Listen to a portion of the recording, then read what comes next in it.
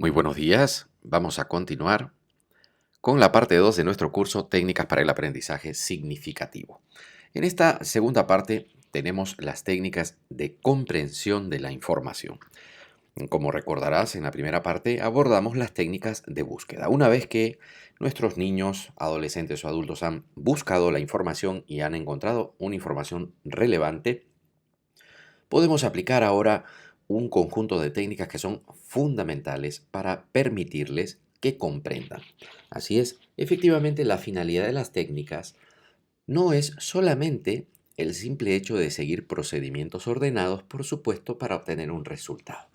Ese orden de procedimientos que realiza una técnica viene a significar un conjunto de oportunidades cognitivas y emocionales que les damos a su cerebro para que puedan obtener el resultado de la comprensión. Efectivamente, la investigación viene detectando que existe una alta relación entre el aprendizaje, sobre todo lo que llamamos el aprendizaje de la, obviamente, habilidad de aprender permanentemente con el conjunto de técnicas que utilizan los seres humanos. Es decir, las técnicas son un conjunto fundamental de procedimientos ordenados que debe de aprender todo ser humano si es que pretende aprender a aprender permanentemente. Por ende, las técnicas vienen a representar también una de las columnas vertebrales fundamentales del aprender a aprender, una de las actividades fundamentales que debe realizar nuestro cerebro. Bueno, vamos a aproximarte a un paquete de técnicas que te hemos seleccionado para que logres desarrollar el aprendizaje eficientemente con tus niños, adolescentes o adultos. Lo interesante de estas técnicas es que se pueden aplicar perfectamente en todos los niveles educativos, pues son transversales a toda la educación en los diferentes países.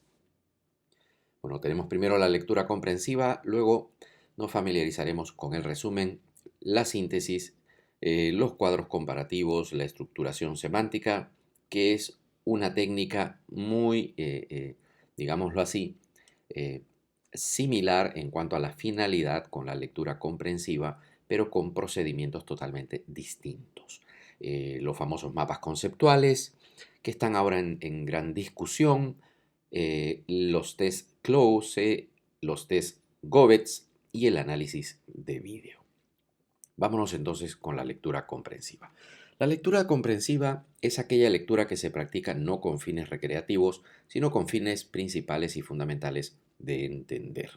Por supuesto, esta técnica se compone de una serie de procedimientos que debemos realizar de manera ordenada. El primer procedimiento es tratar de comprender el título, así es, no leerlo. El primer paso que tenemos que realizar con los niños es comprender el título.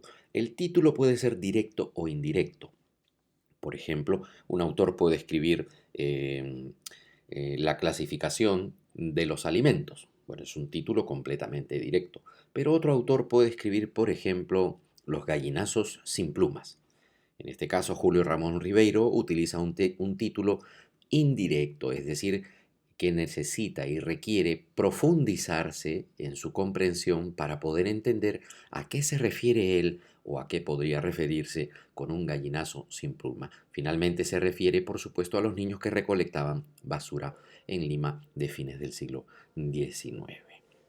Ahora, eh, el primer paso de la lectura comprensiva sería comprender el título, es decir, realizar todo el esfuerzo para que los niños puedan tratar de obtener el mayor significado y comprensión solamente del título, no leer todavía el texto. El paso número 2 vendría a representar el hecho o la acción de eh, tratar de predecir de qué trataría la lectura. Entonces, como paso número 2, le podríamos decir a los niños, ahora que hemos comprendido mejor el título, ¿de qué creen ustedes que tratará la lectura?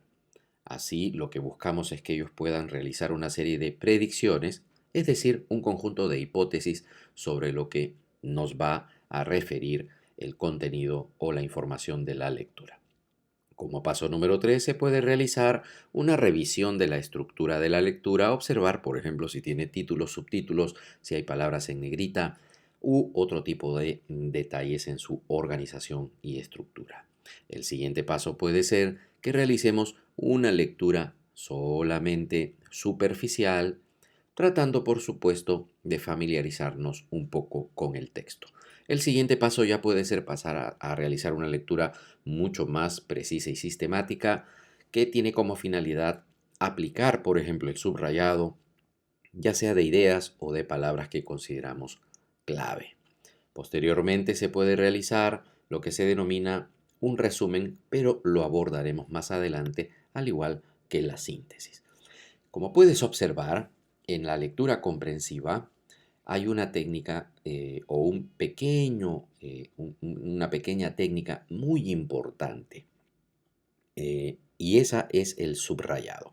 Muchas veces en las escuelas llegamos hasta fin de año, supervisamos el uso de los textos en las diferentes áreas y nos damos con la gran sorpresa de que las maestras e incluso los centros educativos y los padres de familia no han utilizado los textos de manera importante, es decir, de una manera muy importante que es subrayar el texto, realizar anotaciones al margen para interpretar mejor las imágenes, así como también los cuadros y gráficos que los textos escolares poseen.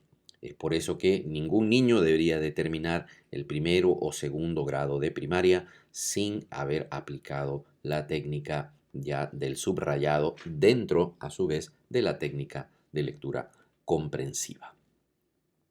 Posteriormente, una vez que los niños han subrayado las ideas principales, pueden extraer esas ideas y formar párrafos o listas de ideas principales coherentes. A esta técnica se le llama el resumen. Se considera que un buen resumen representa más o menos el 30% de la lectura original. Entonces, si nosotros tenemos un aproximado de renglones en una lectura, tenemos que entender que un buen resumen solo se puede obtener mediante el subrayado. Efectivamente, en la lectura comprensiva, el subrayado es una herramienta fundamental. Esas ideas subrayadas se compilan en un párrafo coherente, dándole origen a un resumen. Una buena definición de resumen sería: el resumen es el conjunto de ideas principales, fundamentalmente sin alterarlas tal como están en la fuente original que acaba de ser leída. Recuerda que el resumen implica no más del 30% del texto original y solo puede, obviamente, obtenerse mediante la aplicación del subrayado. Por eso es que cuando tú realices la revisión de un resumen, debes constatar que lo que está escrito en el resumen coincida con lo que se ha subrayado en el texto. Con el resumen podemos hacer que nuestros niños apliquen la síntesis. La síntesis implica que a ese texto que denominamos resumen, a ese párrafo coherente que se ha obtenido de una lectura, a ese párrafo coherente los niños les vuelven a aplicar el subrayado con la finalidad de obtener la idea principal de ese párrafo o resumen.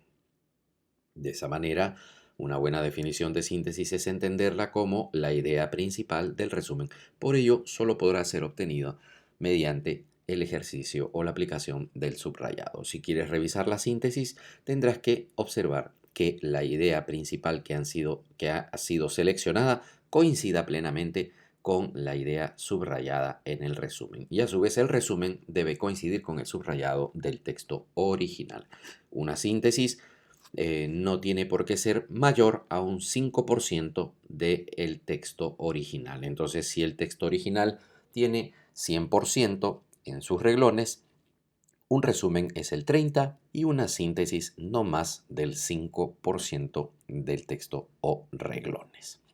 Ahora pasamos a los cuadros comparativos. Esta es otra de las técnicas fundamentales, queridos colegas, que podemos utilizar, que son de baja complejidad, pero nos permiten que los niños, adolescentes y adultos puedan diferenciar de una manera bastante clara y precisa las características que permiten, obviamente, diferenciar y establecer las diferencias entre una categoría u otra.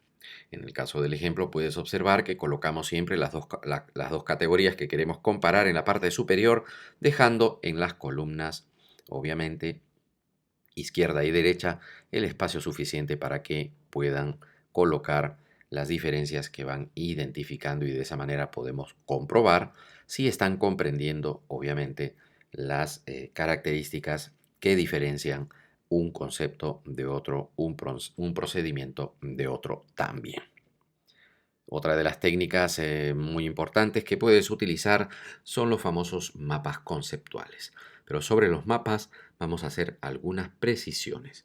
En primer lugar, anda circulando una versión bastante errónea de que los mapas conceptuales son una especie de organizadores visuales, lo cual es un tremendo error. Los mapas conceptuales son técnicas para evaluar la comprensión, colegas, pero la comprensión no de cualquier tema, sino estrictamente la comprensión de teorías. Efectivamente, no debes confundir un mapa conceptual con un esquema. La diferencia entre el mapa conceptual es que el mapa conceptual es una técnica de comprensión, mientras el esquema o diagrama es una técnica de representación. Por ende, para elaborar el mapa conceptual se requiere revisar la información con mayor profundidad, mientras que en el caso de los esquemas o diagramas u organizadores visuales, solamente estamos estableciendo, por así decirlo, una representación general de las partes, más no una relación entre los conceptos. Asimismo, debes entender que los mapas conceptuales solo debes realizarlos sobre, por ejemplo, teorías. Es decir, sirven para evaluar si los niños, adultos o adolescentes están comprendiendo determinadas teorías. No debes usar el mapa conceptual para cualquier tema. Por ejemplo, no podrías usar el mapa conceptual para representar la organización social de la cultura, por así decirte, la cultura nazca, paraca, chipcha, inca o azteca, porque las culturas no son teorías. Debes usar los mapas conceptuales para que tus aprendices representen, por ejemplo, el ciclo del agua, representen las teorías dentro de las determinadas áreas y fundamentos científicos que les estás enseñando. Así recuerda entonces que los mapas conceptuales debes usarlos solamente con teorías, no con cualquier tipo de información. Y por otro lado, los mapas conceptuales representan si las personas comprenden o no esas teorías y por ende no debes confundirlos con organizadores visuales, ya que los organizadores visuales tienen como finalidad representar la información de manera general y no por el contrario, ¿sí? No por el contrario, organizar conceptos a un nivel de comprensión. Muy bien. En el caso de la estructuración semántica, aquí tienes la técnica que te había comentado, donde se está discutiendo en la actualidad si la comprensión implica comprender el sentido de la información o la estructura de la información. Entonces, entre los especialistas en la cognición de la información, entre los especialistas de la comprensión, tenemos dos corrientes. Hay quienes, por ejemplo, consideran que la comprensión significa que un niño adquiera sentido sobre las piezas de la información, pero para otros especialistas, la comprensión implica que el niño manipule las piezas o partes de la información. Entonces, esto nos lleva a preguntarnos si debemos perseguir, a la hora de buscar la comprensión, perseguir el sentido o la estructura del texto, ya que la estructura del texto es la que contiene el sentido. Muy bien, la estructuración semántica viene a ubicarse dentro de esta segunda corriente, donde les vamos a enseñar a los niños a encontrar la estructura que contiene la información para que a su vez al estructurar la información se facilite la comprensión del sentido. El procedimiento es bastante sencillo. Aquí tenemos un párrafo que vamos a utilizar como ejemplo que nos habla sobre las doctrinas luteranas. ¿Sí? Es un párrafo que se puede aplicar en una área como la de estudios sociales o la de comunicación. Bueno, tenemos un párrafo de pocas líneas que nos habla sobre las doctrinas luteranas y cómo se han expandido con rapidez, especialmente por el norte de Alemania. A ello contribuyeron factores económicos y políticos, y otra idea es que la Iglesia debía renunciar a todos sus bienes, tierras y riqueza, pasando a manos de los nobles luteranos. Para otros, el luteranismo les dio la posibilidad de enfrentarse a Carlos V, defensor del catolicismo. Bueno, a simple vista, este pequeño párrafo no tiene una mayor estructura que la que le proporcionan los signos de puntuación.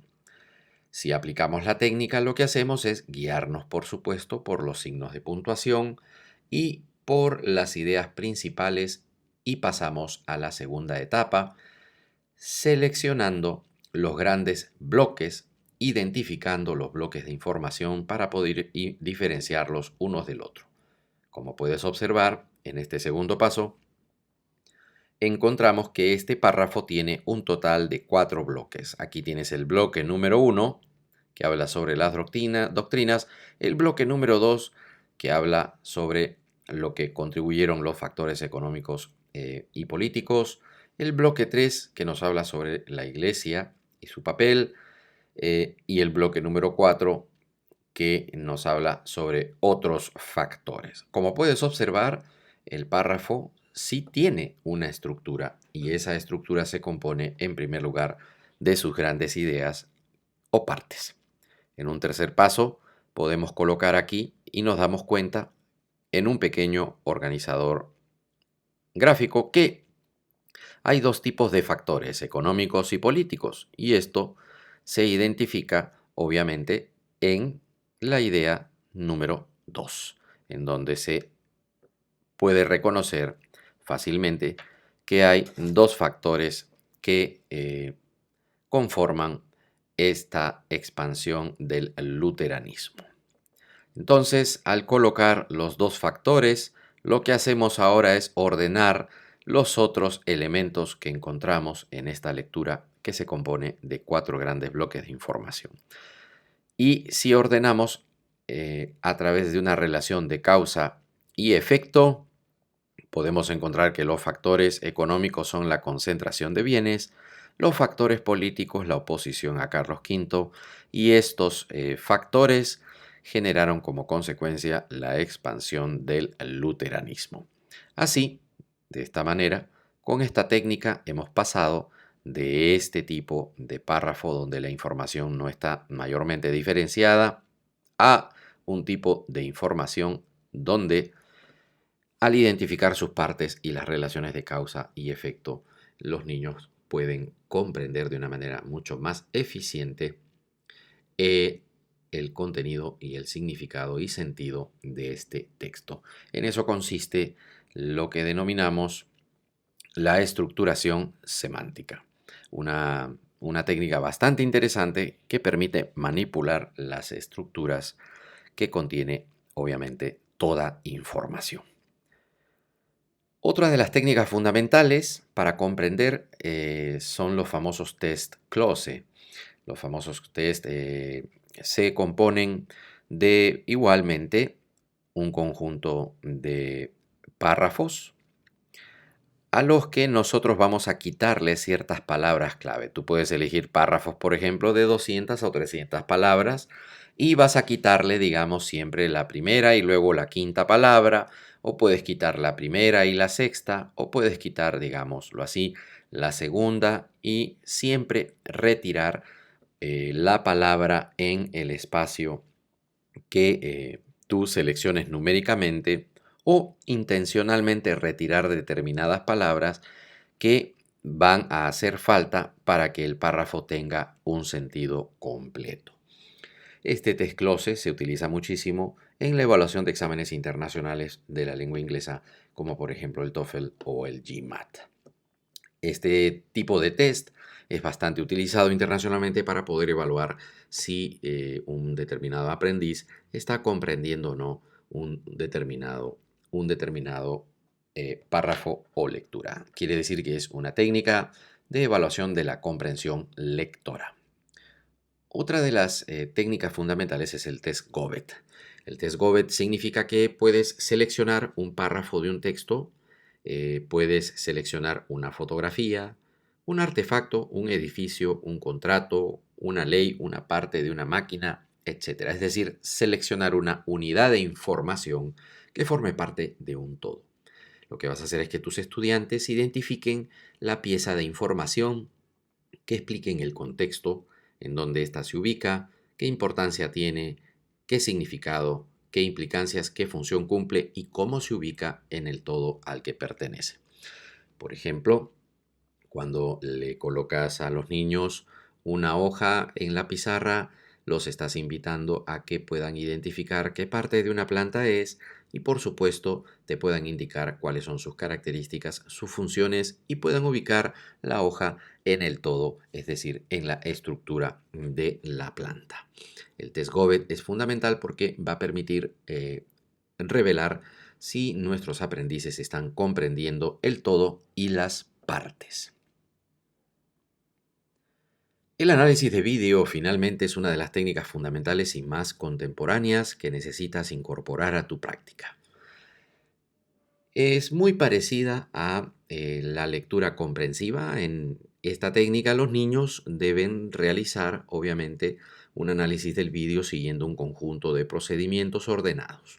Por ejemplo, en primer lugar, ¿sí? Analizar, observar, sin fines obviamente muy rigurosos, el vídeo y para ello tratamos de utilizar vídeos que sean bastante cortos y precisos, que no tengan una duración larga, de tal manera que nos permitan en el tiempo que disponemos en la clase de poderlos manipular apropiadamente y sacarles el mayor provecho. Podemos hacer una primera visualización del vídeo sin tomar apuntes para luego pasar a tomar apuntes del vídeo ya por partes, identificando de la misma manera las ideas principales, los significados fundamentales y las conclusiones a las que podemos llegar. Esto va a permitir que tus niños, con la técnica del análisis de vídeo, se conviertan en robustos aprendices a lo largo de su educación primaria y, por supuesto, con todas estas técnicas de comprensión, ellos podrán aprovechar e incrementar mejor sus oportunidades de aprendizaje y aprovechar mucho mejor las experiencias de aprendizaje que le brinda la escuela. Por supuesto, si los niños trabajan intensivamente las técnicas de comprensión en todas las áreas, por supuesto, lograremos que el incremento del aprendizaje en la educación primaria sea una realidad y se conviertan en mejores aprendices en su educación secundaria y, por supuesto, superior. Como actividad, te solicitamos realices tu segundo diagnóstico. Ubica en tu inventario de técnicas las técnicas de comprensión de la información y señala técnica por técnica qué tan frecuentemente la utilizas, que sería un 3, o si no la utilizas muy frecuentemente, desplázate hacia el 0. Técnica por técnica, realiza tu inventario de frecuencia de uso para que puedas diagnosticar qué tanto usas esas técnicas o no, ya que al final en tu proyecto vas a realizar un pequeño proceso de investigación que te permitirá saber si utilizas o no las técnicas de manera eficiente. Así que te deseamos el mayor de los éxitos con tu actividad número 2.